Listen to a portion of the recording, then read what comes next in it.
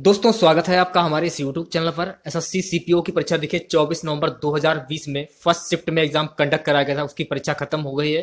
तो first shift में जितने भी क्वेश्चन पूछे गए उन्हीं क्वेश्चन पेपर पर डिस्कस करेंगे में कौन कौन से क्वेश्चन पूछे गए।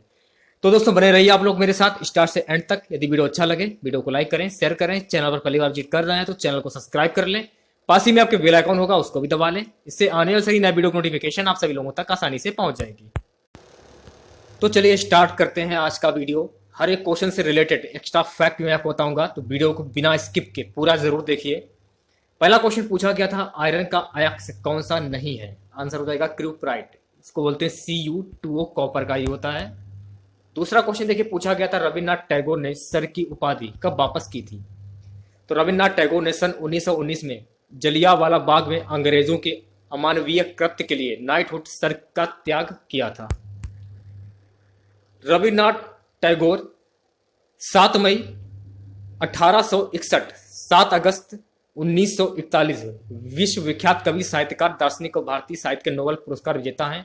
उन्हें गुरुदेव के नाम से भी जाना जाता है। बांग्ला साहित्य के माध्यम से भारतीय सांस्कृतिक चेतना में नई जान फूंकने वाले युग दृष्टा थे। वे एशिया के प्रथम नोबेल पुरस्कार सम्मानित व्यक्ति हैं। वे एकमात्र कवि हैं जिनकी 2 रचनाएं हैं, 2 देशों का राष्ट्रगान बनी और भारत का राष्ट्रगान जन गण मन और बांग्लादेश का राष्ट्रगान है आमार सोनार। बांग्ला गुरुदेव की ही रचनाएं हैं। तीसरा क्वेश्चन देखिए पूछा गया था सिंधु जल समझौता यह कब हुआ था। इस संधि पर कराची में 19 सितंबर 1960 को भारत के प्रधानमंत्री जवाहरलाल नेहरू और पाकिस्तान के राष्ट्रपति अयूब खान ने हस्ताक्षर किए थे। सिंधु जल संधि नदियों के जल के वितरण के लिए भारत और पाकिस्तान के बीच हुई एक संधि है। इस संधि में विश्व बैंक तत्कालीन पुनर्निर्माण और विकास हेतु अंतर्राष्ट्रीय बैंक ने मध्यस्थता की। इस संधि पर कराची में 19 सितंबर 1960 को भारत के प्रधानमंत्री पंडित जवाहरलाल नेहरू और पाकिस्तान के राष्ट्रपति अयूब खान ने हस्ताक्षर किए थे। तो इस क्वेश्चन से आप लोगों को इतनी जानकारी प्राप्त हो जाती है। चौथा क्वेश्चन अनुच्छेद 338 ए ये किससे संबंधित है। अनुच्छेद 338 ए ये किससे संबंधित है। राष्ट्रीय अनुसूचित जनजाति आयोग से संबंधित है। अनुच्छेद 338 ये संबंधित है राष्ट्रीय अनुसूचित जाति आयोग से। और अनुच्छेद 338 यह संबंधित है राष्ट्रीय पिछड़ा वर्ग आयोग से। तो इस क्वेश्चन से आप लोगों को इतनी जानकारी प्राप्त हो जाती है।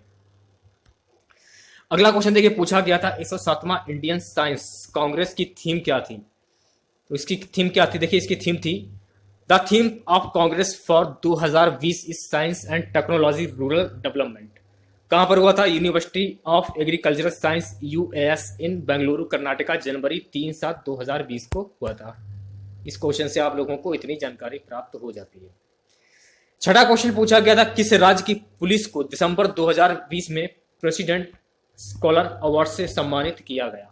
गुजरात पुलिस को दिसंबर 2019 में प्रेसिडेंट स्कॉलर अवार्ड से सम्मानित किया गया था। यह जो अवार्ड है आपका, यह अवार्ड राष्ट्रपति द्वारा सशस्त्र बलों, पैरासन बलों और राष्ट्रीय पुलिस बलों को दिए जाने वाला सबसे बड़ा सम्मान है। तो इस क्वेश्चन से आप लोगों को इतनी जानकारी प्राप्त हो जाती है। वीडियो अच्छा लगे वीडियो को लाइक और शेयर जरूर करें आप लोग। अगला क्वेश्चन देखिए पूछा गया था कौन सा राष्ट्रीय उद्यान पूर्वी हिमालय में स्थित है। नमदाफा राष्ट्रीय उद्यान अरुणाचल प्रदेश में स्थित है। नमदाफा राष्ट्रीय उद्यान पूर्वी हिमालय जैव विविधता स्थल का सबसे बड़ा संरक्षित क्षेत्र है और पूर्वोत्तर भारत में अरुणाचल प्रदेश में स्थित है। यह क्षेत्रफल की दृष्टि से भारत का सबसे बड़ा राष्ट्रीय उद्यान है। यह पूर्वी हिमालय उप क्षेत्र में स्थित है और इसे भारत में जैव विविधता में सबसे घनी क्षेत्रों में से एक के रूप में मान्यता प्राप्त है। देखिए 27 उत्तरी अक्षांश में स्थित इस उद्यान में दुनिया का सबसे उत्तरी तराई सदाबहार वर्षा वन है। यह क्षेत्र व्यापक डिफॉर्कॉप जंगलों के लिए भी जाना जाता है। इस क्वेश्चन से आप लोगों को इतनी जानकारी प्राप्त हो जाती है। बढ़ते हैं नेक्स्ट क्वेश्चन की ओर। क्वेश्चन पूछा गया था अगला BCCI का मुख्यालय कहां पर स्थित है। तो देखिए BCCI का मुख्यालय मुंबई में स्थित है। BCCI का फुल फॉर्म होता है board of control for cricket in India. भारतीय क्रिकेट कंट्रोल बोर्ड BCCI ने भारत में क्रिकेट के लिए राष्ट्रीय शासकीय निकाय है। बोर्ड के एक समाज तमिलनाडु सोसाइटी पंजीकरण अधिनियम के तहत पंजीकृत के रूप में दिसंबर 1928 में गठन किया गया था। यह राज्य क्रिकेट संघों के एक संघ है और राज्य संघों उनके प्रतिनिधियों जो बदले में BCCI अधिकारियों का चुनाव करता है। इस क्वेश्चन से आप लोगों को इतनी जानकारी प्राप्त हो जाती है। अगला क्वेश्चन देखिए पूछा गया था गदर पार्टी की स्थापना कब हुई थी। 1913 में। गदर पार्टी की स्थापना अमेरिका के सैन फ्रांसिस्को में नवंबर 1913 ईस्वी में अंग्रेजी साम्राज्य को खत्म करने के लिए उद्देश्य से हुई थी। अब बात करते हैं गदर पार्टी के संस्थापक की। तो गदर पार्टी के संस्थापक थे सरदार सिंह भाकना जी, ये आपको ध्यान में रखना है, ठीक है। गदर पार्टी भारत को अंग्रेजी की पराधीनता से मुक्त कराने के उद्देश्य से बना एक संगठन था। इसे अमेरिका और कनाडा के भारतीयों ने 15 जुलाई 1913 सैन फ्रांसिस्को नगर बनाया था। इसे प्रशांत तट का हिंदी संघ, Hindi Association of the Pacific Coast भी कहा जाता है। यह पार्टी हिंदुस्तान गदर नाम का पत्र भी निकालती थी, जो उर्दू और पंजाबी में छपता था।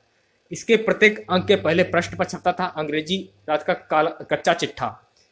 इस संगठन ने भारत को अनेक महान क्रांतिकारी दिए। गदर पार्टी के महान नेताओं सोहन सिंह भगना, करतार सिंह सराबा, लाला हरदयाल आदि ने जो भी कार्य किए, उसने भगत सिंह जैसे क्रांतिकारियों को उत्प्रेरित किया।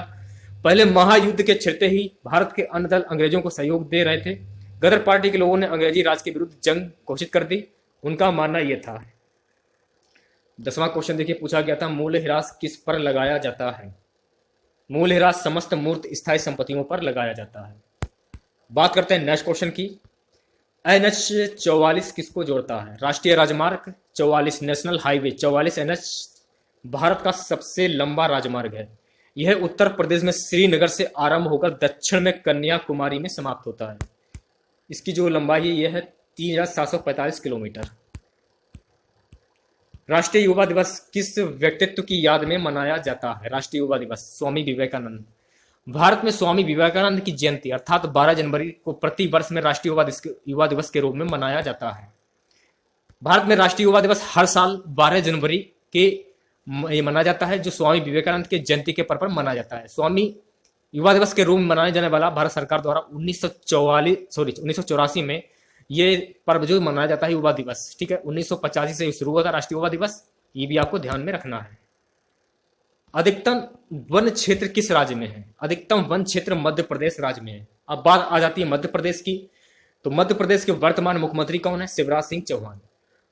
मध्य प्रदेश की राजधानी क्या है? भोपाल। मध्य प्रदेश की राज्यपाल कौन है? आनंदीबेन पटेल। अगला क्वेश्चन देखिए, क्या पूछा गया था? तापमापी में मरकरी के स्थान पर क्या प्रयोग किया जा सकता है?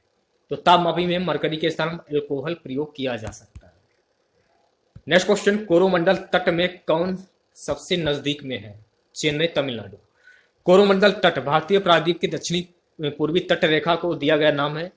यह क्षेत्र चोल राजवंश द्वारा शासित रहा है। 16वां क्वेश्चन, भारत में प्रथम पुर्तगाली वायसराय कौन था?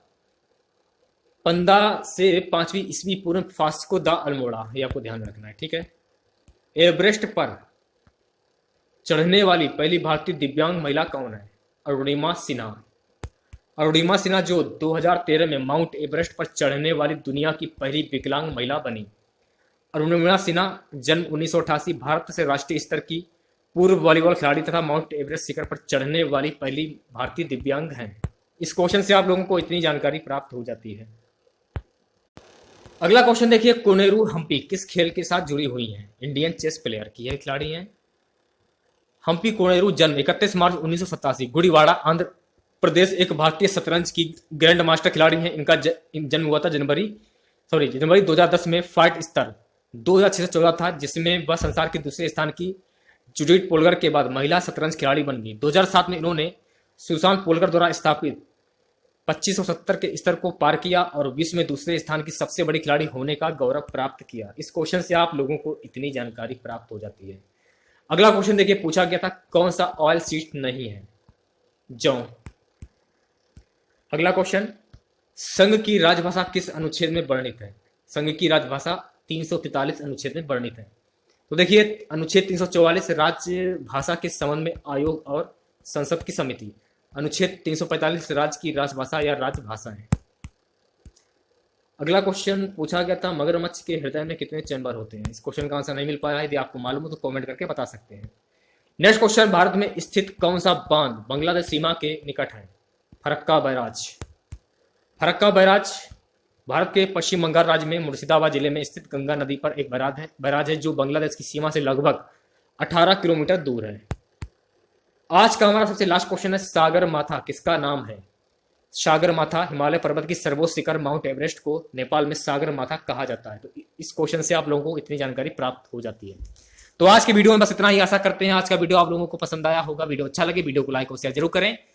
चैनल पर पहली बार विजिट कर रहे हैं तो चैनल को सब्सक्राइब कर लें। पास ही में आपके बेल आइकन होगा, उसको भी दबा लें। इससे आने वाली नई वीडियो की नोटिफिकेशन आप सभी लोगों तक आसानी से पहुंच जाएगी। तो मिलते हैं नेक्स्ट वीडियो के साथ। जय हिंद, जय भारत।